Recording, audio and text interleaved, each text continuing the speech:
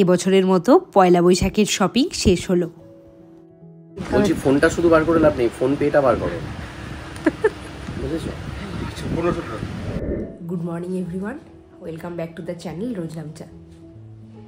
রোজকার এই একঘেয়ে জীবন থেকে ভাবছি একটু আলাদা জীবন কাটাবো। সামনে না কয়েকটা ছুটি আছে, পয়লা বৈশাখের সময় পরপর কয়েকটা ছুটি আছে, আর ওই পাশে এই মাসের মাঝামাঝি সময় গুড ফ্রাইডে পড়েছে শুক্রবার, তখনও পরপর কয়েকটা ছুটি আছে। ইচ্ছা আছে ওরকম সময় কাছে পিঠে কোথাও একটু ঘুরে আসার। যদি প্ল্যানটা সাকসেসফুল হয় তবে তোমাদের সাথে শেয়ার করব। ইচ্ছা আছে ঘুরতে যাওয়ার, দেখা যাক প্ল্যানটা সাকসেসফুল হয় কি না। কেননা আমার ওপর তো কোনো কিছু ডিপেন্ড করে না, সমস্ত কিছুই ডিপেন্ড করে রাকেশের ওপর। কেননা রাকেশের প্রোগ্রাম থাকে, রাকেশের অফিস সেরকম আমার মতো ছুটি থাকে না, সব মিলিয়ে ওর ওপরই সমস্ত কিছু ডিপেন্ড করে।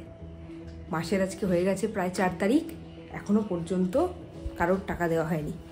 মানে মাস পড়লে যাদের যাদের টাকা দেওয়া হয়। আর এত ব্যস্ততা থাকে সকাল থেকে আমাদের, রাকেশ তো ঘুম থেকে উঠেই দৌড়তে শুরু করে দেয় ঝনকের পেছনে। ওই জন্য আমি ভাবলাম যে মানি ব্যাগটা আজকে বাইরে পড়েছিল, মানি ব্যাগটা থেকে টাকাটা আমি সাইড করে বের করে রাখি, যাতে এলে সাথে সাথে টাকাটা দিয়ে দিতে পারি। ওনারা চান না ঠিকই, কিন্তু সবারই তো টাকাটার দরকার।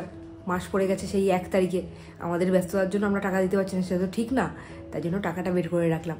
আমাদের বাড়িতে যারা কাজ করেন না, ওনারা খুবই ভদ্র, কোনোদিন মুখ ফুটে টাকাটা চান না যে মাস পড়ে গেছে টাকাটা দাও।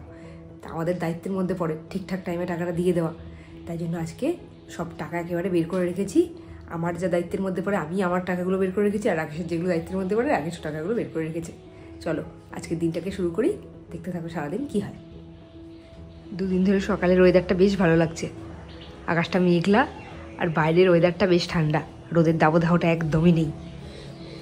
বৃষ্টি হলে খুব ভালো হয়। আজ অনেক দিন পর সকালবেলা ঠিকঠাক টাইমে ঘুম ভেঙেছে আমার। মানে আগে যেই টাইমে আমার ঘুম ভাঙতো 6টা 10-15-এর মধ্যে উঠে পড়তাম সেই টাইমে। তাই জন্য হাতে আজকে অঢেল টাইম। শুক্রবার করে তো মনটা বেশ হালকা থাকে, তার কারণ এরপরে 2 দিন ছুটি আছে তো। আজকের ওয়েদারটা দেখো কি ভালো, চারিদিকটা যেন একেবারে ঠান্ডা পরিবেশ। গতকালও এরকম ওয়েদার ছিল, কিন্তু গতকাল একটু গরম ছিল। আজকে কিন্তু রোদের চোখ রাঙানিও নেই, আর বেশ হাওয়া আছে বাইরে।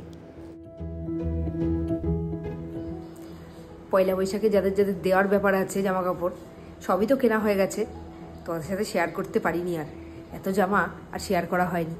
আজকে কয়েকটা শেয়ার করি, যেগুলো দেওয়ার ব্যাপার সেগুলো আজকে এক জায়গায় করে দিই, যাতে টাইম মতো দিয়ে দিতে পারি। এরপরে তো পয়লা বৈশাখ আসতেই চললো, আর কয়েকটা দিনই বাকি, 1 সপ্তাহ 10 দিন মতো বাকি আছে। যাই তাড়াতাড়ি করে গুছিয়ে ফেলি। সারা চাকদাবাসী একেবারে ঝেঁটিয়ে চলে যাচ্ছে সিটি স্টাইলে। আমরাও বাদ থাকি কেন, আমরাও সেদিন চলে গেছিলাম আর করে নিয়েছি 2 ব্যাগ শপিং। আর এবার যেহেতু মা এখানে নেই, বাবা তাই জন্য আমাকে টাকা দিয়ে দায়িত্ব দিয়ে দিয়েছে, যার যার যা কেনা তুই কিনে দায়িত্ব করে দিয়ে দিস। এই যে চেরি বেরির জামা, একটা চেরির একটা বেরির, ওখানে এত ভিড়, প্রথম দিনেই স্টক শেষ হয়ে গেছিলো। হাজার খুঁজেও ওই ভিড় ঠেলে পছন্দসই 2 একরকম জামা কিছুতেই পেলাম না। শেষমেশ সেই 2ই কিনলাম অগত্যা, চেরি বেরির জন্য বাবার তরফ থেকে। কি কিউট না জামা দুটো! তোমাদেরকে তো বলেইছি বাচ্চা মেয়েদের জামা কিনতে আমার খুব ভালো লাগে। এবার দেখাই তোমাদেরকে আমার ননদের মেয়েদের আর জায়ের মেয়ের জামা। এটা হলো ঝনকের দিদিভাইয়ের জামা, মানে আমার জায়ের মেয়ের। এটাও কিন্তু বাবাই পাঠিয়েছে আমার হাত দিয়ে। আর এইটা হলো আমার ননদের ছোট মেয়ের জামা। ঝনকের রায় দিদিকে তো তোমরা ব্লগে অনেকবারই দেখেছো, ওর বোনের জামা এটা। বাচ্চা মেয়েদের জামাগুলো দেখলে তো মনে হয় আমি নিজেই পরে নিই, এত ভালো লাগে। এটাও কিন্তু ঝনকের দিদিভাইয়ের জামা, এটা হলো আমাদের তরফ থেকে। এইবার দেখাই চেরি বেরির জামাগুলো, যেগুলো আমরা দেব। এই যে ওদের দুজনের শরীরেই খুব গরম, তাই জন্য ওদের জন্য একদম হালকা পাতলা হাতকাটা জামা আর প্যান্টের সেট কিনেছি। ভাবলাম এত অল্প দামের জামা দেব, কেমন মনটা খুঁতখুত লাগছিল, তাই জন্য আরেকটা করে জামা কিনে নিয়েছি। এই জামাগুলো খুব কিউট। আমরা যখন ছোট ছিলাম, বাবাও আমাদের জন্য এইরকম একরকম জামা নিয়ে আসতো, হয়তো কালারটা আলাদা হতো, আর সেই কালার নিয়ে দুজনের মধ্যেই যা চুলোচুলি হতো। এইটা আমাদের নিত্য নৈমিত্তিক ব্যাপার ছিল। যা, ঝনকের রায় দিদির জামাটা কিনতেই ভুলে গেছি। আসলে একসাথে এতগুলো জামা কিনেছি তো মিস্টেক হয়ে গেছে, আজকেই কিনে নিতে হবে যেগুলো বাকি আছে।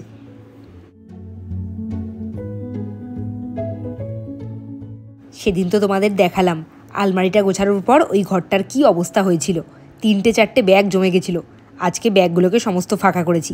1 ব্যাগ কুর্তি তো ফিটিংস করতে পাঠিয়ে দিয়েছি, আর আরেকটা ব্যাগে নতুন জামা যেগুলো পয়লা বৈশাখে কিনেছি সবাইকে দেওয়ার, সেইগুলোও এক এক করে সাজিয়ে নিয়েছি কোনটা কাকে দেবো। আর এইগুলো হলো যেগুলো বাতিল করেছিলাম, সেগুলো আজকে ভাগ করে সবাইকে দিয়ে দেবো, মানে যাদের দরকার আর কি। এই কুর্তিগুলোর কিন্তু কোনোটাই ছেঁড়া নয়, প্রত্যেকটাই ভালো অবস্থায় আছে।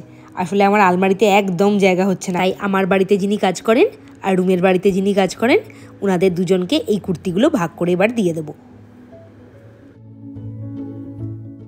পয়লা বৈশাখে ওনাদেরকে তো নতুন শাড়ি জামা দিই, তার সাথে এগুলোও আমি দিয়ে দিই। ওনারা কিন্তু খুব খুশি মনেই এগুলো নিয়ে যান। আজকে ঝনককে ওর বাবা রেডি করিয়ে অফিস চলে গেছে, আর আমার তো রোজই লেগে যায় শেষ মুহূর্তের সেই দৌড়োদৌড়ি। আজকে আমি পরবো সেই কুর্তিগুলোর মধ্যে একটা, সেই স্টাইল বাজার থেকে কিনেছিলাম না, 199 টাকা করে, খুব ভালো কোয়ালিটি।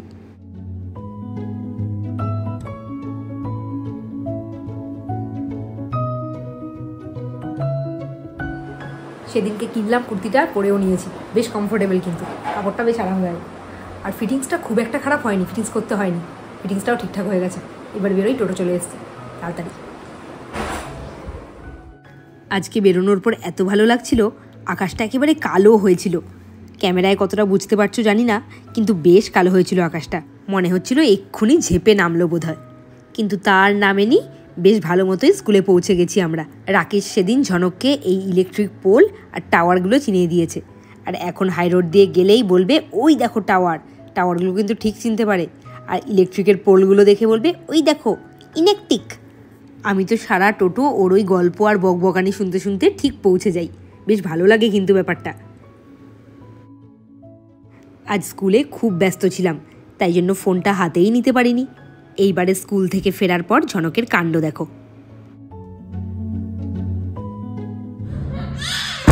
আমাকে মেরেছে, তাই জন্য আমি বলেছি আমি জঙ্গলে চলে যাবো, করে দরজাটা ধরে দাঁড়িয়ে আছি, যাতে বোঝে যে আমি চলে গেছি। এবার কাঁদছে।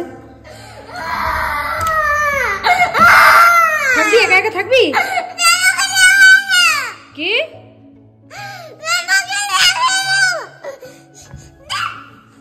এখন আমার ঠেলে ঘরে ঢোকাচ্ছে। টাটা, থাকো, বাইরে থাকো। আমাদের বাড়িতে তো ফল খাওয়ার চল খুব বেশি।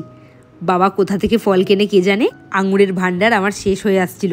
বাবা আজকে কিছুটা আঙুর আবার দিয়ে দিল। 50 টাকা কিলো কিনেছে আঙুরগুলো, আর সেদিনকে রাকেশ 500 আঙুর কিনলো 40 টাকা দিয়ে।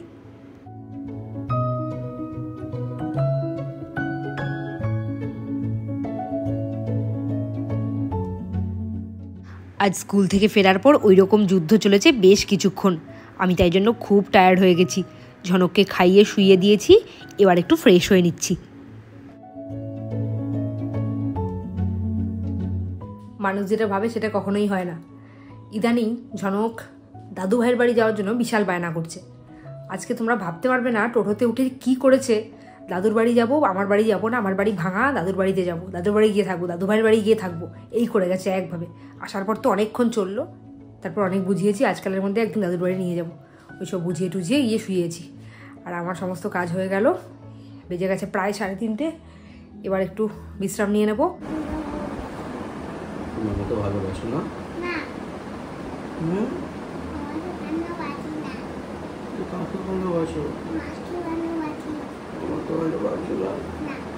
আমি এখন বিশাল দুঃখটা পেয়ে যাবো, কিন্তু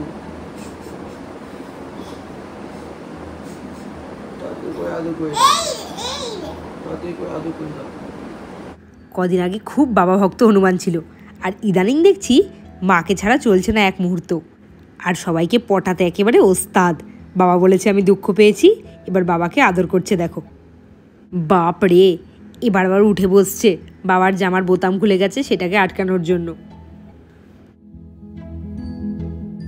ঝনককে পরতে দিয়ে যেই কটা জামা কেনা বাকি ছিল সেইগুলো কেনার জন্য সিটি স্টাইলে ঢুকেছিলাম। সেখানে গিয়ে পছন্দ হলো না, আর ভিড় দেখে বেরিয়ে গেলাম। বেরিয়েই দেখলাম ফুচকাওয়ালা। চুরমুর খেতে লেগে পড়েছি দুজনে, আর চুরমুরটা যা বানিয়েছিল সেই স্বাদ আমার এখনও জিভে লেগে আছে। শপিং মলগুলোতে পাঞ্জাবি স্টক একদমই ভালো থাকে না, ওই জন্য এবার চলে এসেছি একেবারে পাঞ্জাবির দোকানে, আমার বাবা আর শ্বশুর বাবার জন্য পাঞ্জাবি কিনতে। এইগুলো কিনতে এসে কিন্তু রাকেশেরও একটা পাঞ্জাবি পছন্দ হয়ে গেছে, একেবারে 3টে কিনে নিয়েছি। বলছি ফোনটা শুধু বার করে লাভ নেই, ফোন পেটা বার করো। 1500 টাকা।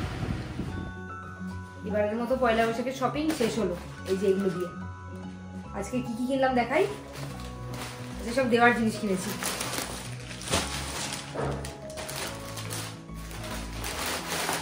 এটা দেওয়ার না, এটা রাখি সিঁড়ির জন্য কিনেছে। কটনের পাঞ্জাবি, যে কটা কটনের পাঞ্জাবি ছিল সব নেতিয়ে গেছে একেবারে পরে পরে।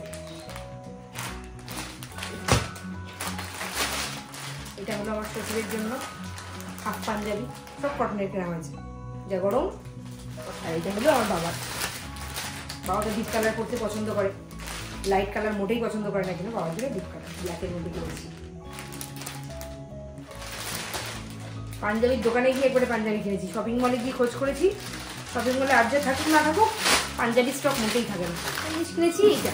সকালবেলা একটা জামা পেন্ডিং ছিল, বললাম না, জামাটা কিনতেই ভুলে গেছি। পয়লা বৈশাখের একেবারে আদর্শ জামা। ওখানে রাখো, নিতে পারছি।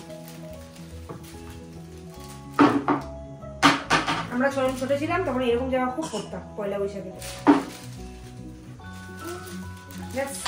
পয়লা বৈশাখের কেনাকাটা কমপ্লিট, এবার সবাইকে দেওয়ার পালা। বিয়ের আগে মোটেই ফল খাওয়ার বাড়িতে কোনো রকম চল ছিল না। বিয়ের পরে আমি ফল খাওয়ার চলটা ধরিয়েছি, আর এখন ফল ছাড়া তার চলে না। আজকে কিন্তু আমি কোনো ফল কিনতে বলিনি। কত ফল নিয়ে এসছে দেখো। শুধু কলাটাই বলেছিলাম, কলা এনেছে, তাও এতগুলো কলা, দেখেছো? আবার একটা ওইরকম খেজুর নিয়ে চলে এসছে। সেই ঝনকের খেজুর আনতে বলেছিলাম, এই খেজুরটাই নিয়ে এসছে আবার। সেইটা শেষ করতে হবে আবার।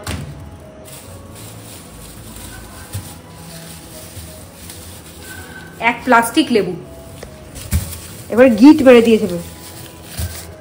বাবা আজকে আঙুর দিয়ে দিয়েছিল, আবার আঙুর নিয়ে এসেছে। এগুলো সব এখন ঢালতে হবে। এটা কি নিয়ে এসেছো? চিনতেই পারছি না। হ্যাঁ, এটা কি নিয়ে এসেছো তুমি? এটা কি ফুটি? হ্যাঁ, কি করতে এনেছো? কে খাবে ফুটি? আমি খাবো না। তুমি খাবে না? তোমার জন্য কে এনেছে? ফুটি তোমার জন্য এনেছে, আমি খাবো। এত বড় একটা ফুটি 20 টাকায় পেয়েছি, তাও গাছ পাকা ফুটি। দেখো আমার ফুটি আর সবেদা, এই দুটো জিনিস আমার মোটেই পছন্দের না, একদম জঘন্য লাগে। আমার অমৃতের মতো লাগে। সবেদা মানে মধু ফল, ওফ কি দারুণ। এই এখানে পুদিনা পাতা নিয়ে এসেছে। পুদিনা পাতা দিয়ে কি খাবে তুমি? পুদিনা পাতার চাটনি? আরে পুদিনা পাতা আমি হঠাৎ করে নেমে দেখি সুস্মিতা দি, আমাদের যে কোর্টে যে ইয়ে করে, চাকরি করেন যে সুস্মিতা দি, উনি দেখছি 1 আটি পুদিনা পাতা কিনেছে। তা আমি বললাম যে 1 আটি আমাকেও দিন, বলছে আর নেই। আমি সুস্মিতা দিকে বললাম, তুমি একা মানুষ, তুমি এত পুদিনা পাতা দিয়ে কি করবে? দাও, অর্ধেক আমাকে দাও। আর অর্ধেকটা নিয়ে নিয়েছি। মা, তুমি এরকম বাঙে নিয়ে এসছো? ছি ছি ছি ছি। আর আপেল, এখন ঈদ চলে গেছে, আপেল একদম আগুনের মতো দাম। আগুনের মতো দাম, 250 টাকা কেজি আপেল এখন। এই যে 2 পিস নিয়ে এসেছি। কি হয়েছে? আর ঝনকটা এবারে কি করছে দেখি তো। কি হয়েছে? ওর মাথা খেপে যায় মাঝে মাঝে। আচ্ছা, বসে বসে কোনো কাজ নেই। খাটের অবস্থা সবাই দেখো। এইগুলো এখন আমাকে পরিষ্কার করতে হবে। আচ্ছা, তুমি হাত পা না ধুয়ে কেন খাটে উঠেছো? হ্যাঁ, নামো।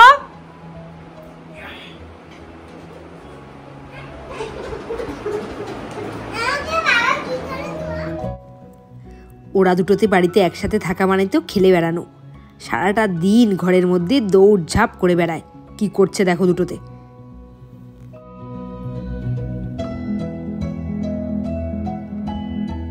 ঝনকের আজকে রাত্রের খেলনা ওর দিদির আঁকা ড্রয়িং। আমি একটা জিনিস দেখি তো দিদির ড্রয়িংটা। দিদি ড্রয়িং করেছে আর বলে যাচ্ছে এবার দিদি কি সুন্দর কালার করেছে। আমি একটা ড্রয়িংে একটা জিনিস বানাবো। জিনিস বানাতে হবে, এটা নিয়ে ঘুমোও তো আজকে। দিদির এই ড্রয়িংটা নিয়েও রাত্রে ঘুমোবে না।